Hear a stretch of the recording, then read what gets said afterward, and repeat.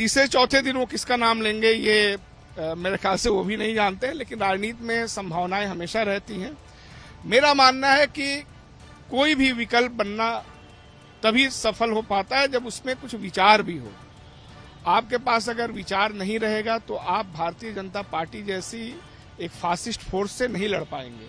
आप देखिए, कांग्रेस लगातार, उनके नेतृत्व को परेशान किया जा रहा है, लेकिन हम लगातार लड़ रहे हैं। समाजवादी पार्टी, चाहे जो भी इस तरह की अस्मितावादी जातिवादी पार्टियां हैं, उनका कोई स्टैंड नहीं है, इसलिए वो टिक नहीं सकते अमित शाह के सामने। अच्छा, कांग्रेस ओम प्रकाश राजभर का स्वागत करेगी?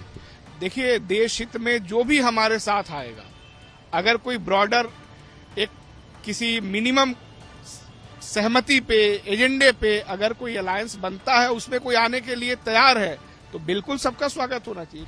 आजकल उत्तर प्रदेश की सियासत में नए रिश्तों के बनने का और पुराने रिश्तों के टूटने का सिलसिला चल रहा है, वो मौसम आ रहा है।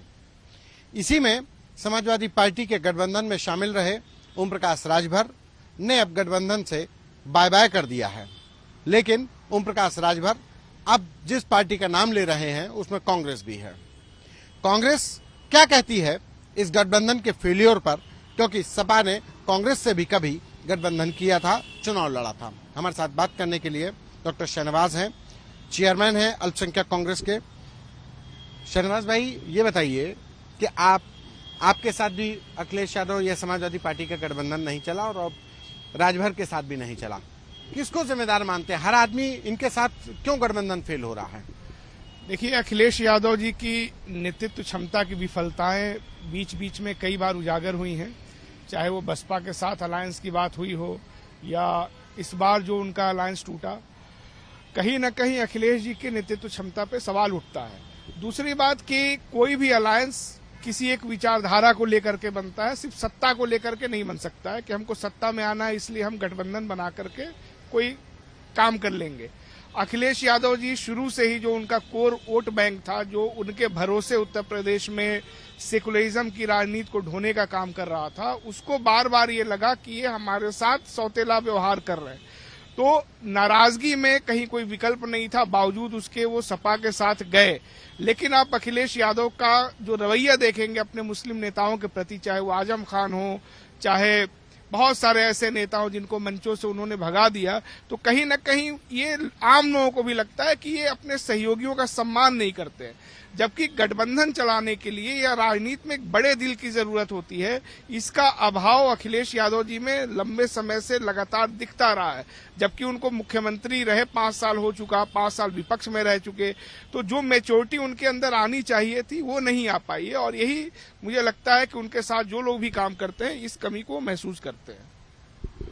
समाजवादी पार्टी की राजनीति अगर यूं कहा जाए कि MY फैक्टर यानी मुस्लिम और यादव पर चलता है, लेकिन इस 2022 के नतीजों के बाद लगता है जिस तरीके से आजम खान के बयान आए कि उन्होंने भी दबी जुबान में अपनी नाराजगी जाहिर की, तमाम अन्य मुस्लिम नेताओं के भी बयान आए और अब ओम प्रकाश राजभर हमलावर हुए, तो इससे क्या मुस्लिम वोट बैंक पर समाजवादी पार्टी के कुछ असर पड़ेगा? बिल्कुल असर पड़ेगा। देखिए, ओम प्रकाश राजभर जी ने जो पहला बयान दिया, उन्होंने ये कहा कि ये मुसलमानों को भाजपा का डर दिखा के वोट लेते हैं, और ये सच्चाई है, इसीलिए उनको मंचों से भी दूर रखते हैं। दरअसल समाजवादी पार्टी का जो मेन तरीका है काम करने का, वो विधानसभा में अलग रहता है, लोकसभा में अलग रहता है। लोकसभा में आप देखेंगे गठबंधन जो इनका था बसपा के साथ, ये वहीं पर जीता जहां मुसलमान ज्यादा था, चाहे वो रामपुर हो, चाहे मुरादाबाद हो, चाहे संभल हो, चाहे सहारनपुर हो, बिजनौर हो, अमरोहा हो, और वहां हार गया जहां यादव ज्यादा रहते हैं। जो यादव बहुल सीटें हैं, चाहे वो बदायूं हो, चाहे कन्नौज हो, तो ये लोकसभा में हार जाते हैं। लेकिन विधानसभा में इनकी स्ट्रेटजी क्या रहती है कि हम मुसलमानों को कुछ ठीक ठाक टिकट दे करके वोट ले ले।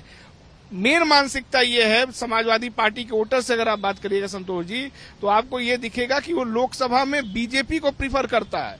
उसकी स्ट्रेटजी ये है कि जब मोदी जी की सरकार वहां पे होगी तो डर के मारे मुसलमान यहाँ पे वोट देंगे हमको। लेकिन मुसलमान अब इस चीज को समझने लगा है, इसलिए मेरा मानना है कि भले ऐतिहासिक तौर पे बहुत ज्यादा वोट पड़ा समाजवादी पार्टी को मुसलमानों की तरफ से, लेकिन 1 महीने के अंदर ही मुसलमानों में आप खुद भी देखेंगे सपा को लेके आक्रोश भी बहुत बढ़ा है। तो मुझे लगता है कि समाजवादी पार्टी का जो MY वाला धुरी था, ये जो एक उनका बेस वोट बना हुआ था वो खिसकने जा रहा है। लोकसभा का वैसे भी तासीर अलग होता है। लोकसभा में लोग ये देखना चाहते हैं कि कौन मोदी से लड़ सकता है या कौन भाजपा का राष्ट्रव्यापी विकल्प बन सकता है। तो ये चीज भी समाजवादी पार्टी को मुझे लगता है कि परेशान कर रही है, और ये फ्रस्ट्रेशन आप देखेंगे आपको अखिलेश जी की भाषा में भी रिफ्लेक्ट होता हुआ दिखेगा। मतलब अखिलेश यादव ये चुनावी नतीजों के बाद फ्रस्ट्रेशन में उनकी भाषा में दिख रहा है। बहरहाल एक सवाल बहुत इंपॉर्टेंट ये भी हो जाता है कि ओम प्रकाश राजभर अब समाजवादी पार्टी से बाय बाय करने के बाद वो पहले बसपा का नाम ले रहे हैं, लेकिन दूसरे नंबर पर कांग्रेस का भी नाम ले रहे हैं। देखिए, आज उन्होंने शायद कांग्रेस का नाम लिया है। नहीं, वो 2 दिन से कांग्रेस का नाम ले रहे हैं। अब तीसरे चौथे दिन वो किसका नाम लेंगे ये मेरे ख्याल से वो भी नहीं जानते हैं, लेकिन राजनीति में संभावनाएं हमेशा रहती हैं। मेरा मानना है कि कोई भी विकल्प बनना तभी सफल हो पाता है जब उसमें कुछ विचार भी हो। आपके पास अगर विचार नहीं रहेगा तो आप भारतीय जनता पार्टी जैसी एक फासिस्ट फोर्स से नहीं लड़ पाएंगे। आप देखिए, कांग्रेस लगातार उनके नेतृत्व को परेशान किया जा रहा है, लेकिन हम लगातार लड़ रहे हैं। समाजवादी पार्टी, चाहे जो भी इस तरह की अस्मितावादी जातिवादी पार्टियां हैं, उनका कोई स्टैंड नहीं है, इसलिए वो टिक नहीं सकते अमित शाह के सामने। अच्छा, कांग्रेस ओम प्रकाश राजभर का स्वागत करेगी? देखिए, देश हित में जो भी हमारे साथ आएगा, अगर कोई ब्रॉडर एक किसी मिनिमम सहमति पे, एजेंडे पे अगर कोई अलायंस बनता है, उसमें कोई आने के लिए तैयार है, तो बिल्कुल सबका स्वागत होना चाहिए। क्योंकि 24 में सरकार बदलने या सरकार बनाने की लड़ाई नहीं है, ये तो संविधान को बचाने की लड़ाई है। तो जो भी हमारे साथ चल पड़ेगा उसका हम स्वागत करेंगे, चाहे वो 10 कदम ही क्यों न चले। लेकिन उसके लिए कुछ शर्तें होनी चाहिए, वैचारिक प्रतिबद्धता भी तो दिखनी चाहिए। आप रोज रोज नया नया गठबंधन करें, रोज रोज तलाक की बात करें, तो जो आदमी बहुत ज्यादा तलाक करता है उसका बाद में शादियों नहीं होता है। ये भी तो एक सच्चाई है। तो ये भी डर लग रहा है कि कहीं सपा से तलाक के बाद ओम प्रकाश राजभर अगर कांग्रेस में आते तो कांग्रेस से भी तलाक ना कर दे। नहीं, मैं ये नहीं कह रहा हूं। मैं कह रहा हूं कि किसी भी आदमी की क्रेडिबिलिटी उसके शादीशुदा जीवन में भी इस पर निर्भर करती है कि कितनी बार तलाक की बात कर रहा है। अगर आप रोज तलाक करेंगे तो कौन आपसे शादी करेगा भाई? आपकी कुछ क्रेडिबिलिटी भी तो होनी चाहिए।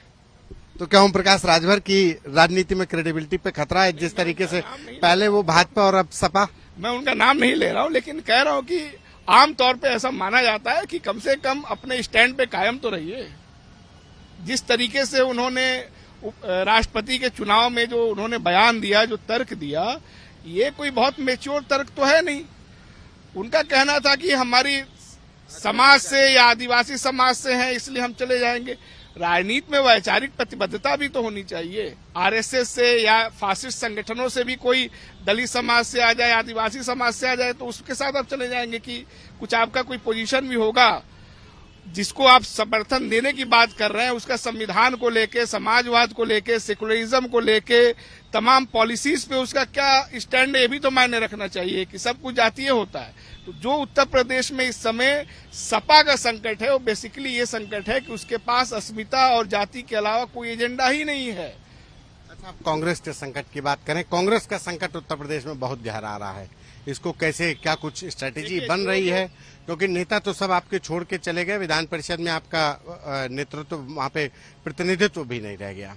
देखिए, संख्या में हम कम हैं, लेकिन आप पिछले 2 महीने में बता दीजिए, 3 महीना हो गया सरकार को आए, सड़क पे आपने सपा के लोगों को, बसपा के लोगों को ज्यादा आंदोलन करते हुए देखा है कि कांग्रेस के लोगों को आंदोलन करते हुए देखा है?